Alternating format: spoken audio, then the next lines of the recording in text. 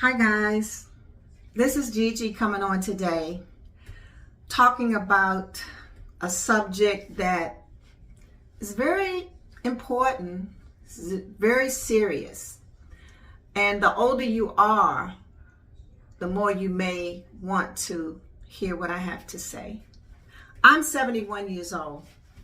I worked for the Postal Service for 41 years. After retiring, I took CNA training. For those who don't know, that's Certified Nursing Assistant training. So I, at that time, wanted to work with elderly and handicapped people. And so I took the training. I went to a facility and, watched what the procedures were and did the necessary requirements to get my certificate. With that said, I'm trying to lay the foundation to let you know what my experiences have been with dealing with people that are in nursing homes. They don't call them nursing homes anymore. Actually, a rehabilitation center is a nursing home. Okay, that's what I was taught in my training. But the point of the matter is the level of care in a lot of these places is not good at all. Not good. The place where I trained was so bad. Now, this was a while back. This was in 2013. Okay, but I doubt that it's gotten better. You could smell the urine before you entered the facility. Okay, that's pretty deep.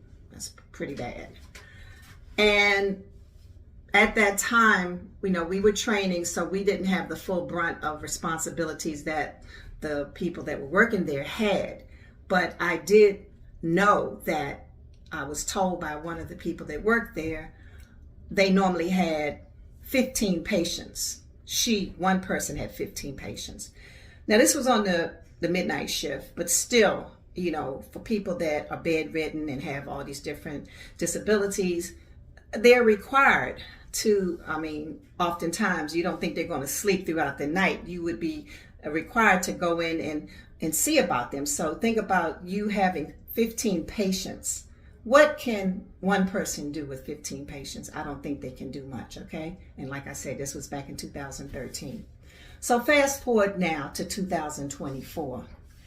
I'm at the age where I'm thinking about what may happen to me if I get to the point that I can't take care of myself. And my children, although they love me, I don't think that they would have the capacity to give me the necessary care that I may need. So I'm, looking beyond to try to find a solution so that I can have them to put these things into place if anything were to happen to me, okay? Because, I'll give you an example. I have a relative that has 4 houses. He thinks because he has 4 houses, that's going to ensure that if anything happens to him, he will be well taken care of. That is not true. That's far from the truth. I had a client once that was in a rehab after having had surgery. She was recuperating, and it was such a beautiful, plush place. It was on a golf course, what have you. It was really nice. But she herself told me that when she buzzed for help, no one came. She said on one occasion, she had to take a fork that she had and throw it out in the hall to get somebody's attention. Okay? So if you think about her being in a really plush facility and not being able to get care, the needed care that she requires, what do you think about these other places that are not so nice? This is what you have to think about. I also recall how when we would come in the morning for when we were in training, okay, on the job training, we had to scrape and try to grab what few supplies that they had for the patients. What I'm talking about depends, pads, things that should be readily available. They weren't available for these clients, okay? And you may ask, well, why is this the case? Why is it like that? Okay. Somebody owns that facility, or maybe a group of people own that place. They're going to make sure that they get the majority of the money. The people that they have working there are often people from other countries. And I say that not to be disparaging or derogatory or anything like that. But what I'm saying is that they're coming from other countries, so they're not going to demand the money that people in the United States would demand. So they're being paid substandard wages, and they may not have the necessary, I don't want to say qualifications, but we're talking about cultures and how things may differ, you know? So it's going to be, the patient is going to be the one that loses out because they're not getting what is required, what they necessarily need.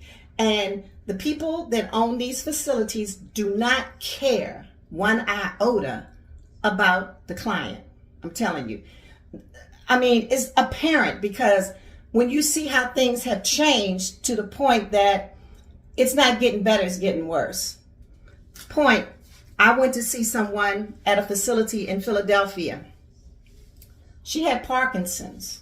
She didn't have it real bad, but she had it bad enough that she was not able to control her hands, meaning that she could not feed herself. When we came there to see her, she was sitting at a table by herself, food in front of her. She couldn't feed herself. There was a group of aides sitting at an adjoining table, not even adjoining, on the other side of the room, but they were aware of her situation. As soon as we came in, oh, they jumped up. They jumped up. Oh, going over to her to try to feed her. The food was icy cold, so you can only imagine how long she had been sitting there and had not been fed. It's just little simple things like that. And I don't know why people are like that. I mean, it's just, there's good and bad in everyone. Some people just want to get a check. They don't want to do any work for what they're getting paid for. But this lady was in her 90s, okay? And like I said, was unable to feed herself. And this is the treatment that she received. And may I add that this rehab where she was got 5-star ratings. It was either 4 or 5-star ratings. So you can't always go by the ratings. But let me tell you, it's so important. Please, let me tell you, when we get to a certain age, we have to put things in place. We have to get things moving. And so if something happens, we're not going to be scrambling to try to get together and try to make a plan or something like that. The plan will already be in place. And hopefully you will have found a great solution. You know, I'm going to be in another country. I would rather, I would rather depart this world, this life in this country, as opposed to being in the United States. And my Lord, it's terrible to say, but that's just a tidbit, something for you to think about. Go to some of these facilities. I don't know if you know anyone that's in one of these places that you can go and visit. You may not find out what's really going on because, of course, you know, sometimes when people, guests come, they are one way, but then when they leave, it goes back to the way it was. And I knew this one lady, she slept with her purse under her pillow because she had been robbed. Not that she had that much money, but she had money in her pocketbook and it was stolen by someone that worked there. So these are things that you have to consider. You have to decide, you know, what you would really like, your level of comfort. You know, it's really, we don't want to think about these things, but we have to think about them so that if and when the time comes that we need the care, that, you know, we will have looked long and hard. We will have done our research, and we will find what we think is a great solution, and we will be in a really good place. And because, hey, in these years, the golden years, we should not have to worry, or we should not have to be abused in any way. We should be respected and treated well. Okay?